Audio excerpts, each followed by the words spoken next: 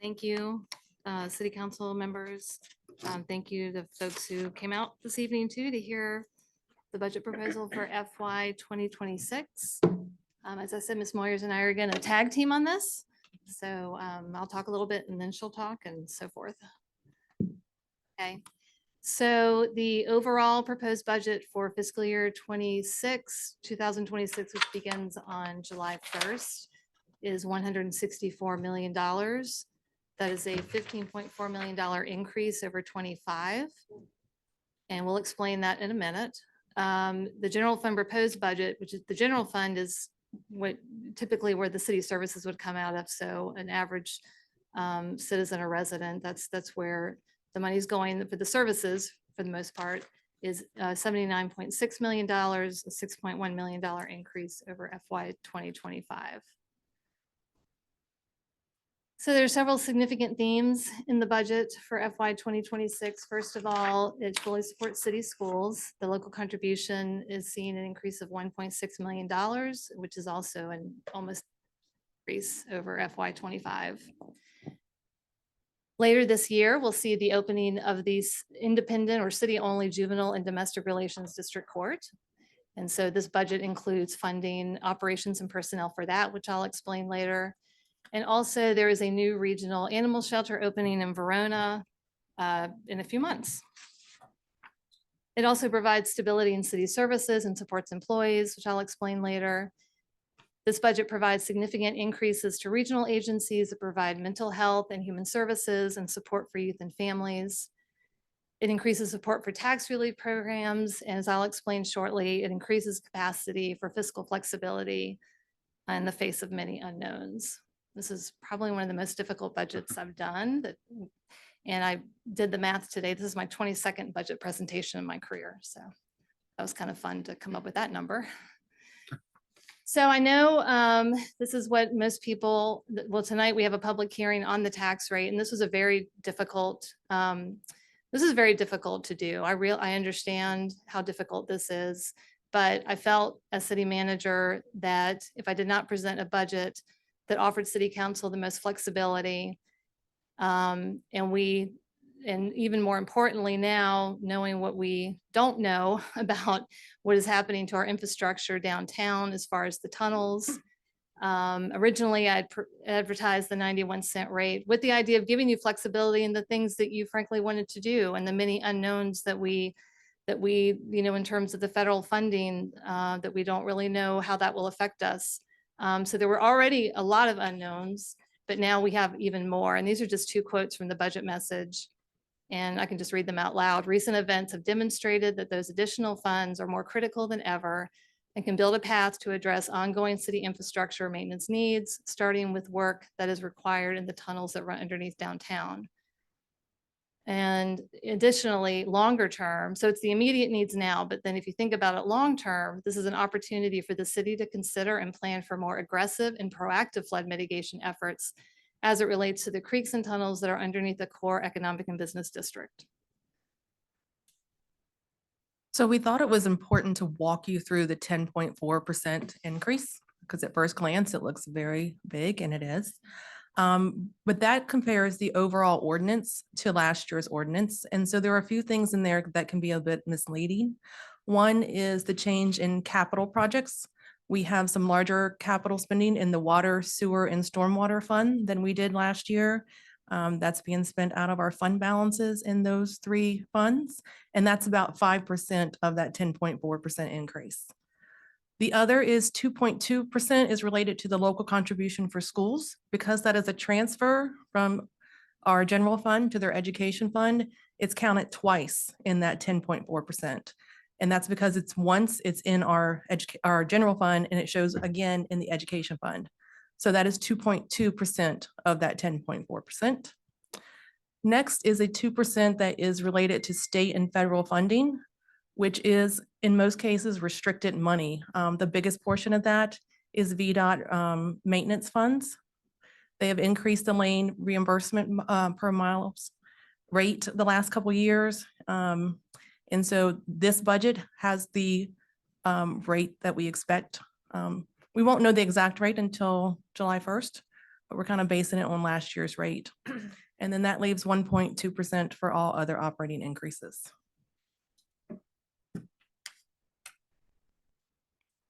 So moving on to the general fund, it's 79.6 million, with general property taxes being the largest part of that at 49.2%, and then local taxes at 25.5, Commonwealth of Virginia at 19, and then you can see the rest there. So walking you through the increase in the general fund revenues at the 91-cent tax rate, that's an increase in real estate taxes of almost 4.5 million. A small increase in personal property taxes for 278,000. We do not see any material changes coming in our way in sales tax or lodging tax, so those budgets are relatively flat.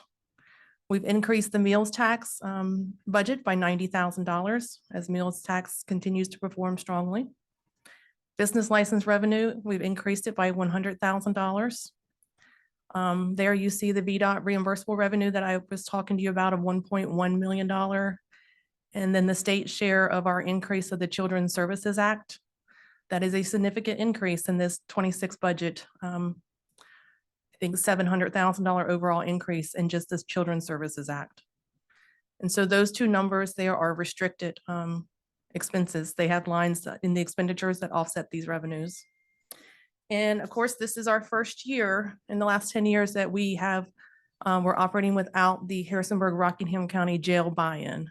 And so that is a negative $665,000 because we lost that operating revenue this year. The next slide is just our general fund expenditures with transfer to education being the largest at 18.9.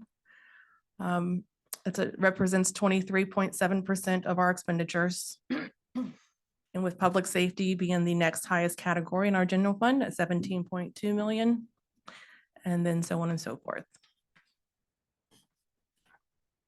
So most importantly, we want to share with you where is the tax revenue going. And so these next couple slides will account for every single dollar that has been increased in revenue in the general fund. Starting with schools, 1,647,852.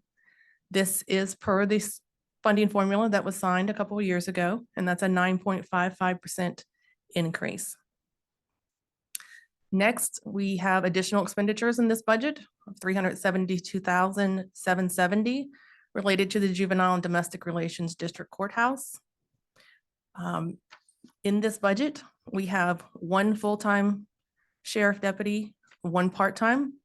That leaves two full-time deputies like unfunded at this point because they would like to have 3 full-time staff in this FY26 budget. And it also includes one full-time custodian and one part-time custodian. They would like to have another full-time custodian, but right now that position remains unfunded. And then there's an additional 96,785 in operating expenditures, with the largest portion of that being the budget for the utilities to run that building.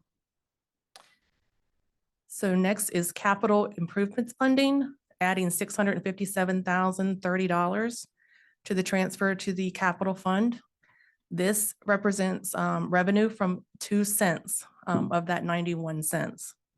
So 2 cents is being put into an infrastructure CIP account with the focus, the first priority being the tunnels that run under the city.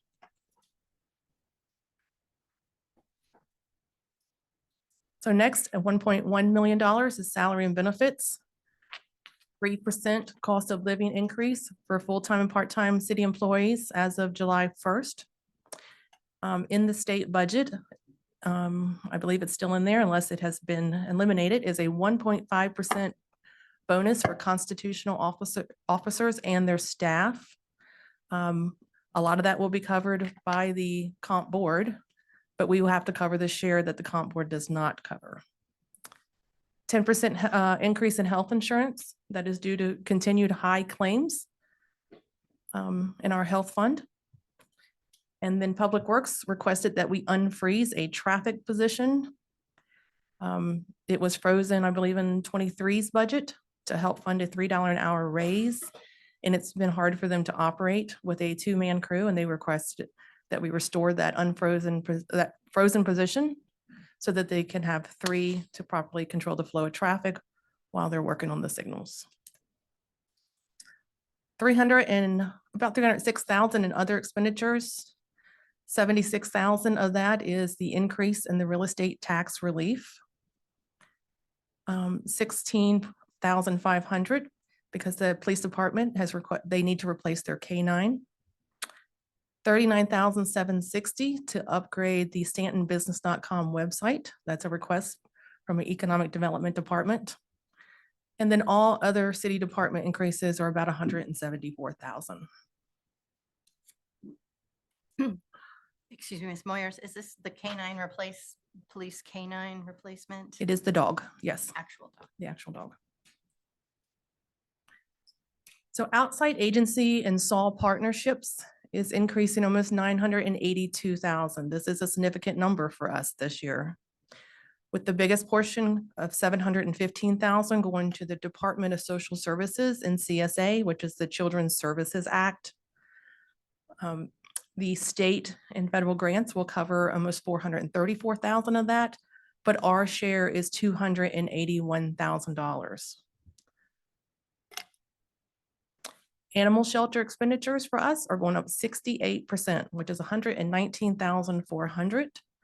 That is driven by two things, primarily. One is our usage of the animal shelter. There were a couple large seizures of animals in calendar year 24, which is what they based our share on for this calculation. And then there are some additional expenditures with the move it into the Verona location and keep it in the other building until we get it sold. There'll be some utility expenditures there. So this budget also fully funds our 10% match required for Valley Community Services Board. Last year, if you remember, we had to cap that increase at 10%. This puts our share back at fully funding the 10% requirement, but it does require 136,773, which is about a 50% increase in our contribution to the Valley Community Services Board. Middle River Regional Jail, our usage, the jail went down slightly, so that increases about 1.3%, 43,846. Office on Youth has requested 29,051. Health Department, almost 9,000. SDDA, 8,871. That is funded with the downtown tax. Children's Advocacy Center, 35,000. This fully funds their request this year, but it is a 233% increase over what last year's contribution was to them. His was 15. Yes, they requested 50 and we funded them at 15. And now this is funding their full $50,000 request. Talking Book Center, last year was the first year that we had funded them, and they're asking us to increase their contribution by 1,700. That is currently in this budget. This is 74% increase. The next three are decreases, but they are decreases based on what these agencies have asked us for. So this is fully funding their request. Shenandoah Valley Partnerships went down $81. All of the line items associated with the Central Shenandoah Planning District Commission were a negative 1,503. And then our share of the Juvenile Detention Center is going down significantly at 109,844. And that is due primarily because they're going to use some of their fund balance when in their 26 budget. And then a decrease for the Staunton Community Capital Fund of $5,000. And then there to the right, you'll see the VDOT reimbursable funds that is tied directly to state revenue. So that does not come out of the tax revenue. Increase of a little over $1 million, which is 52%. And it's for qualified expenditures only. So I'm going to go into, these are, each slide has, these are about functional areas now. So I'm going to start with personnel. This is general fund only.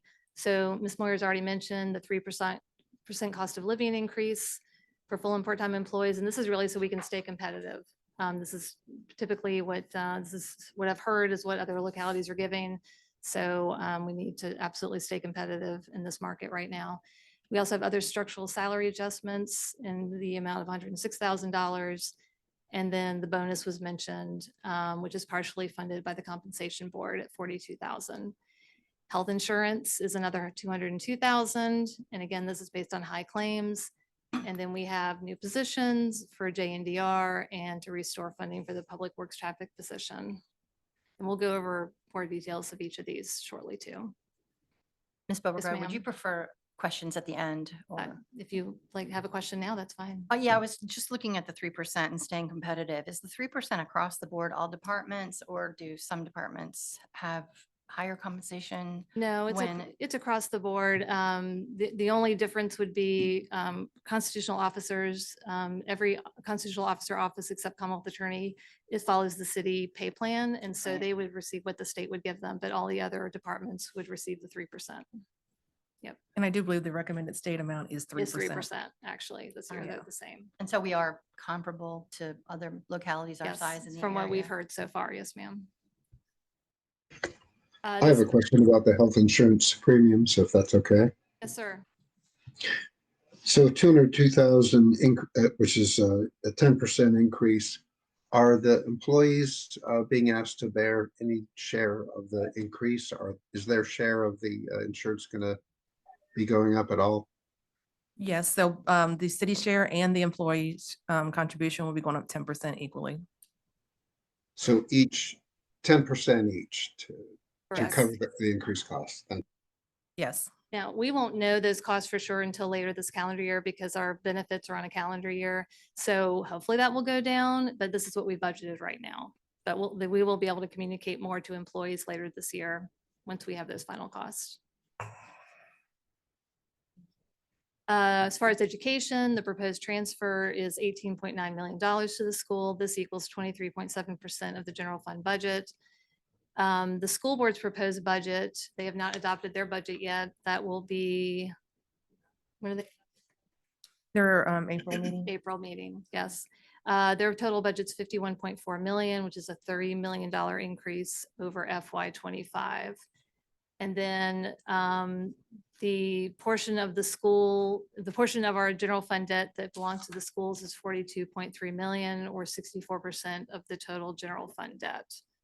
And that is mostly the high school. As far as health and welfare, there's an increase of $975,000. We've already talked about a lot of these increases. This is where the Children's Services Act is housed, this functional area. Also Valley Community Services Board. And for a third year, they're going to be banking our funds to set aside for a receiving center, crisis stabilization center. So again, we are fully funding them this year. We did not do that last year. And I'm sure we'll be coming back to you later this year about that crisis stabilization center as those plans are being formulated. This is also where the Children's Advocacy Center lives. And then real estate tax relief. City Council back in January, you all approved increases to the asset and income limits, income being 50,000, assets being 80,000. So that hopefully will maybe mean that more people will be eligible for those programs. Veterans tax release continues to grow, so there's an increase in that budget as well.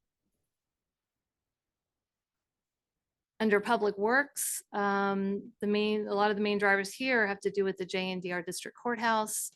Again, there are custodians, 1.5 custodians budgeted, as well as the restoring funding for the traffic position. For the JNDR, there's $77,000 in new expenses for utilities and other operating. And then Ms. Moyers talked briefly about the VDOT reimbursable funds of 1 million. You can see that's most of that 1.4 right there. Again, those are eligible expenditures. They can only be used for certain things such as paving, sidewalk repairs, street line painting, traffic signals, and right-of-way maintenance. And I just put a note that Public Works did ask for 1 more full-time custodian, but that remains unfunded. Under Public Safety, the increase is almost 700,000. Police department had several increases to make note of. One is for the canine replacement.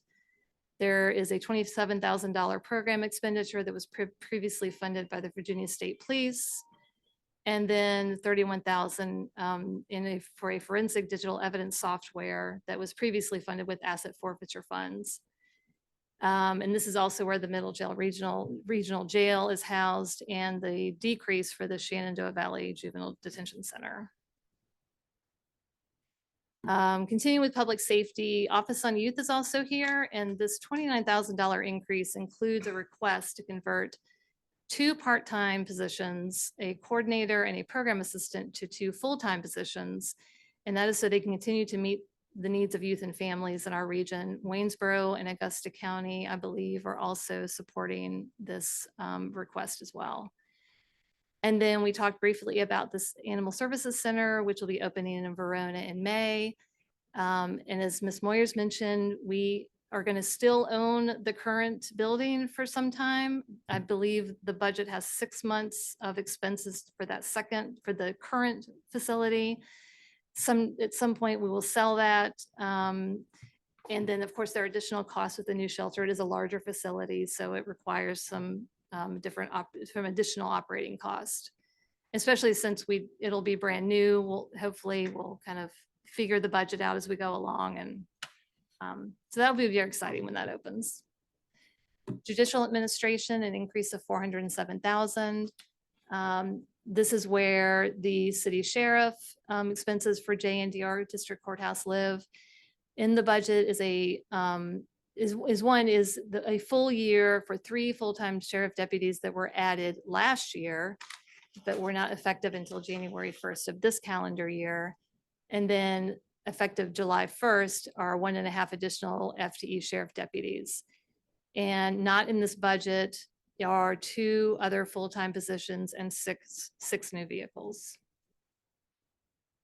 So we thought it was important to put it out there what the JNDR District Court is really costing the city. Obviously, there's annual debt service. Everybody sees the building out there on West Beverly being built. That alone is $1.6 million. For the sheriff's piece, you have just over $505,000 for positions, for equipment such as body worn cameras, training and travel, wearing apparel, etc. And that still doesn't include, as I mentioned, the 2 full-time positions and 6 new vehicles, which would add another over $500,000. And then you have building maintenance department, which is a full-time position, a part-time position, utilities and cleaning supplies. And again, that does not include a full-time custodian that they requested. So overall annually to operate our own JNDR District Court is $2,269,653. Under general government, we have, of course, the cost of living and the health insurance premiums. The city's property insurance premiums will be going up $29,000. And then in FY25, we had included a line item for council in the amount of $50,000. That has not been utilized this year. So we did remove that for 26, but we'll be carrying that over into 26. So you all can determine at what point what you would like to do with those funds. So you don't have to spend it by June 30th. We will have that carried over, but we did not add another 50,000. Under community development, of course, cost of living and health insurance. 2 items here is the StauntonBusiness.com website, which was one of the goals in the marketing plan, was to update this website and to make it align to make it align better with that marketing plan, and to actually be able to better market Staunton Crossing, to market the city, and hopefully that will have some that should have some benefit in terms of who we're attracting to the city as far as bringing in business. And then economic development agreements are increasing by $12,000, the agreements that are existing today. Can you explain what that means, economic agreements? There's an economic development agreement out there. Chick-fil-A, McDonald's, Right. So anytime we have additional meals tax come in from those locations, Sure. we have to increase the budget here to pay for their share of the EDA agreement that I believe it's 40% gets returned to developer.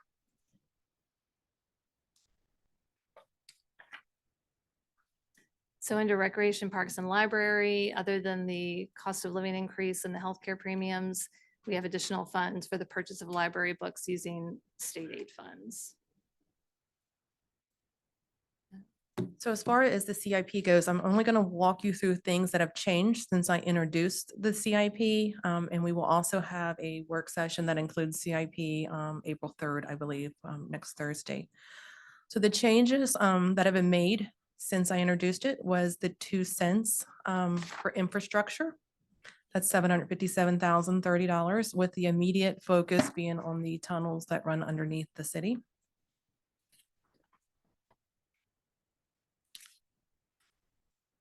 So Wiley Wilson is performing the tunnel survey and structural evaluation. This was funded with ARPA funds. Once they started their evaluation, they saw that there were a lot of structural integrity issues. That is why part of the wharf parking lot has been blocked off. And the funds would just be used to address any of the needs that we need to address that. Although at this time, we do not know what the costs are associated with this. It's a big unknown for us. So the Gypsy Hill Park Pool House, we had to set aside some ARPA funding to kind of make it a little prettier, like paint, flooring, fixtures. But once the analysis was done on the pool house, it also has some structural repair issues that needed to be done. So we could repair the bare minimum, or we could replace the pool house, or we would have to close it. So we are going down the path of replacing the pool house. The current construction budget after the 65% design is $2.5 million.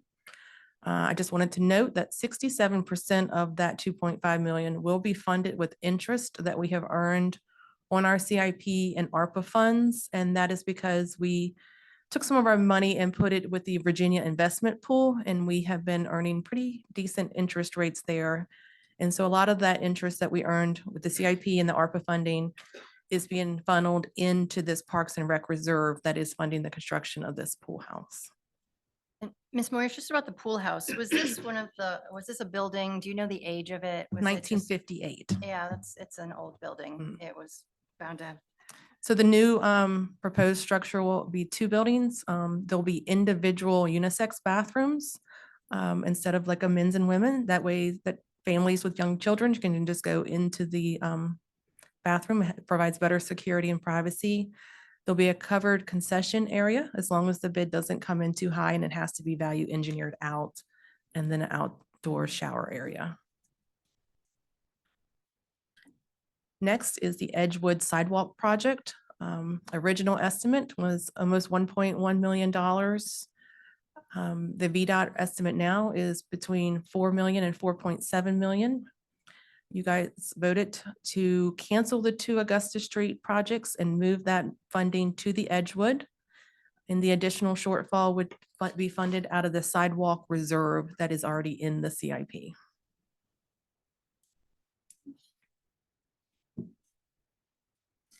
Ms. Moyers, I'm sorry, could we go back to the pool house? Because, you know, when you're thinking of a big project like that and talking about millions of dollars and thinking that it's a building that's used for a few months out of the year, my question would be, is there a possibility that the builder, that the architect could look at ways of making parts of that building usable year round? So it's not something that is just sitting empty from, say, mid-August to end of May. It just seems like it would make it more worthwhile. Is that a conversation that can still be had, or is the design study completed? There are 65% way through the design. We're open to ideas if you have some suggestions on how it could be used. We originally were going to put in all-season bathrooms, but that was going to add $300,000 to $400,000 to the cost, and it was just making the project unaffordable. So those have been removed. I'm not sure the building that you see that will house the bathrooms Right. will be winterized. And so there'll be, we had to remove the heat out of there to, as part of the value engineering to get the cost down. Now, the other building that will have the office, the teller and the concessions, that will have heat and Mhm. everything. So I'm not sure what the use would be. Yeah. So we're open to suggestions. Yeah, if you no, have thank some. you. Yeah, thank you. I don't have any off the top of my head, but I was thinking, and I've heard others say it, that we should probably think of a way to use a building throughout the year if possible. But no, I'm sorry, I can't offer you anything. But the funds were Yeah. coming from the ARPA Mhm. funds. The initial design work did, the construction is coming from the Parks and Rec Public Use Facilities Reserve, which initially started out as the Moxie Reserve. So we have been putting money into that, 600,000 a year. And then we have been putting interest that we earned into this fund. And so those are the two sources for the construction.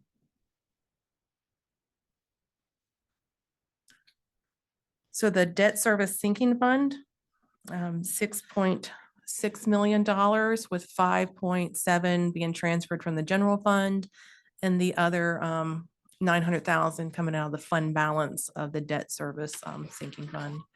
Just to remind you, when we took out the debt on the courthouse, it was our plan that we would use some of this debt service fund balance until we got to the point where the crossing is paid off in a few years. And at that point, when we run out of reserves, we will be able to afford the debt service with just the transfer from the general fund. We have 3 debt policy ratios that we need to meet that were set by council. Net direct debt as a percent of taxable assessed value. We have to stay under 4 and we're at 1.96. Debt service as a percent of total government expenditures. The limit is 15 and we're at 8.72. And the third ratio is one that we have not met in the last few years since taking out the high school debt. It is a ratio that requires you to pay back at least half of your outstanding principal in the next 10 years. And that's very hard to do with a 30-year loan as big as the high school debt was. So this ratio will be 49.27 next year. We're required to be at 50, but we will be meeting it in FY27. We'll be back to exceeding that 50% requirement. So moving into the proprietary funds, those are the funds that operate off of usage fees and not off of tax dollars. There are no proposed utility increases for this year, but we will need to reevaluate the fees next year because there are some significant capital needs in our future with water, sewer, and environmental, which includes our landfill. So the Augusta Regional Landfill 5-year capital plan requires Staunton, our share would be $5 million over the next 5 years. The current fee structure does not support that. That $5 million is to relocate the scale house in the admin office, replace large pieces of equipment. It's to open phase 6 and for closure cost on the older phases. And so important aspect of this is controlling the amount of garbage that goes into the landfill, because that is what determines how much we pay in operating expenses and how much our share of the capital is by how much we put into the landfill. So that's a good segue. So I'm going to talk briefly about refuse modernization, which you heard about in the work session. I thought Mr. Irvin did a really nice job of explaining how that's going so far. But just to remind everybody, we've been rolling out new bins and here are the goals. And I thought Ms. Moyers summed it up well in terms of the landfill, in terms of having cleaner streets, improved curb appeal, employee safety is increased. They have technology in the trucks to improve efficiency, and most importantly, diverting waste from the regional landfill. As she just spoke, it's incredibly expensive. We have to, anything we can do to help divert waste away from the landfill is going to be important. As you just heard Ms. Moyer say, I mean, that's millions and millions of dollars that we're looking at in the near future. We do have some other ways to help kind of drive that, such as an extra bin fee.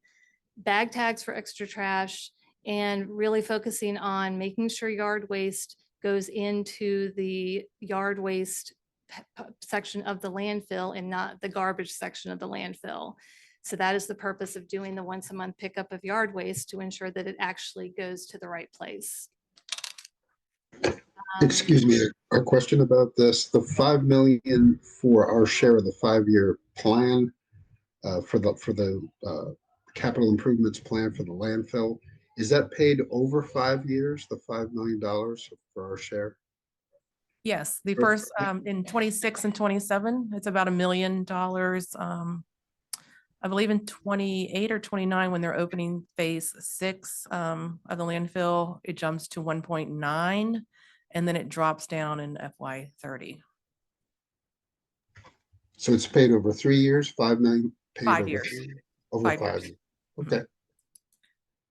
And when's the last time this took place? Do you know when the last time they had to do a, The cell closure. yeah? We Cell opened closure. cell We opened the 5 cell 5 was it last year. last year. Yeah. Last year.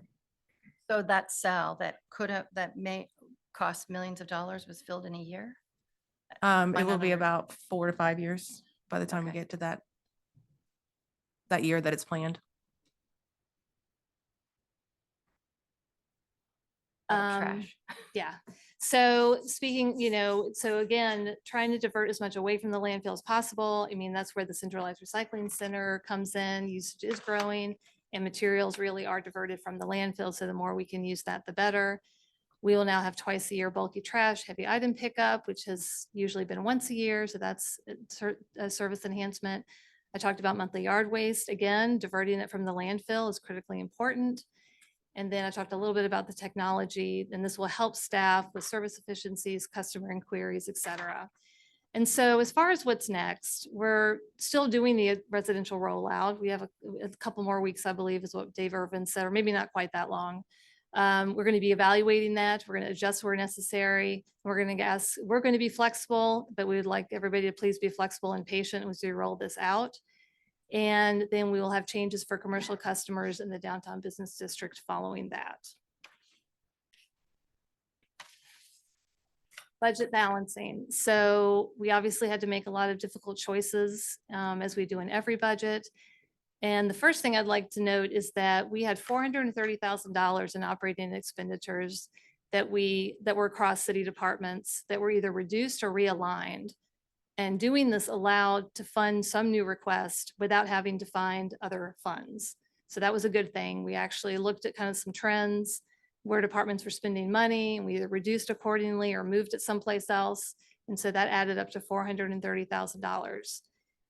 The FY26 CIP is going to be funded as it been for a while, out of carryover.